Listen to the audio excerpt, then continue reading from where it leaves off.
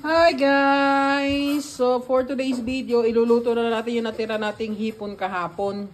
So ayan yun, marami-rami pa yan. Siguro lagpas pa nga kalahati ito eh. So ang gagawin naman natin ngayon is sinabawang hipon or sinigang na hipon. So bumili tayo ng mga gulay sa palengke. Ayan, may kangkong, may talong, may okra, kamatis, and siling haba.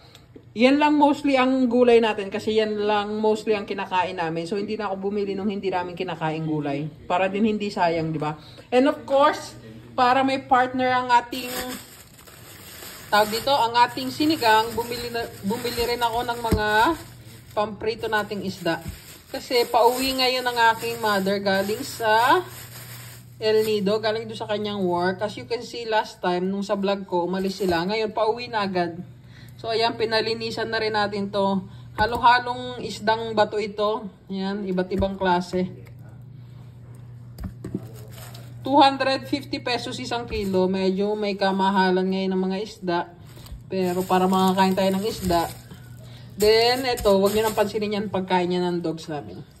So, ayan. Lilinisan natin yan. So, ayusin ko lang to. Then, balikan ko kayo pag magluluto na tayo. So guys, ito na yung mga kailangan natin sa iluluto natin today. Yung mga gulay natin pang sigang and yung hipon na tinira natin para ngayon. And ito ang partner natin, pritong isda. Ipiprito natin yung mga isda na yan. So let's cook! Cooking time! So ito na yung isda natin. Tinimplahan na natin ng salt and pepper. And yes, ipiprito na natin lahat yan dahil marami din naman kami today dito sa bahay. So ipiprito lang natin lahat yan. Hinahalo-halo lang natin para yung mga flavorings na nilagay natin ay ma-absorb talaga nila. And lahat malagyan. So, it's prito time! Magpiprito na tayo guys. Ayan. Yung bagong oil, hinalo lang natin, natira natin used oil kasi sayang. So, ayan. Kaya ganyan ang kulay ng oil natin habang hinihintay natin to umulong-kulo ang ating tubig.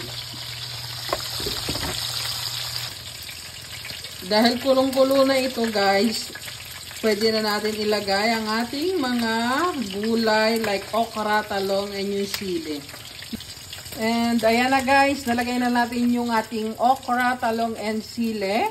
Papalambutin lang natin yan bago natin ilagay yung ibang gulay. And ito ang update sa ating pinirito. Malapit na matapos ang ating first batch. Na malambot na yung ating mga gulay. It's time na para ilagay ang ating Knorr sinigang mix. Yan, wala tayong ibang ginagamit pag nagsisigang tayo kundi Knorr sinigang mix, original flavor. Mas trip ko ang original flavor kaysa din sa with gabi. Kayo guys, anong trip nyo? Yung with gabi or yung original? Please comment down below. Dahil naglagay na tayo ng pampaasim, oras na para ilagay ang ating mga shrimp. Lagay natin yung lahat. Yes, lahat. Lulutuin natin lahat. Yan. Then, pagkalagay din natin ng mga shrimp, ilalagay na rin natin yung mga natitira pa nating gulay like sitaw. It's time na para ilagay din ang ating sitaw. Yan. Para sabay-sabay na yun silang maluto dyan. Kasi mas mabilis maluluto yung ating mga shrimp ngayon. Kasi alam nyo naman, sobrang cute nila. Oh. Kakalagay pa lang natin, orange na agad sila. Ayan na guys.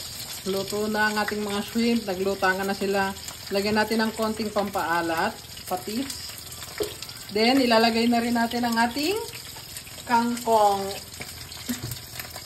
Kangkong in.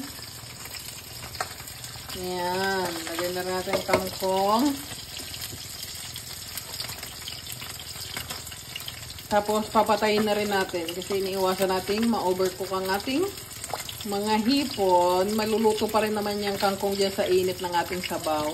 Pati itong ating mga sitaw. Yan. So, that's it guys. Meron na tayong sinigang na hipon. Ang niluluto na lang natin ay itong fish. Yan. Meron naman na tayong first batch ng fish. Yan. Here's our lunch guys. Pritong isda and sinigang na hipon. Kaya guys, anong lunch nyo for today's video? Tara, kain po tayo.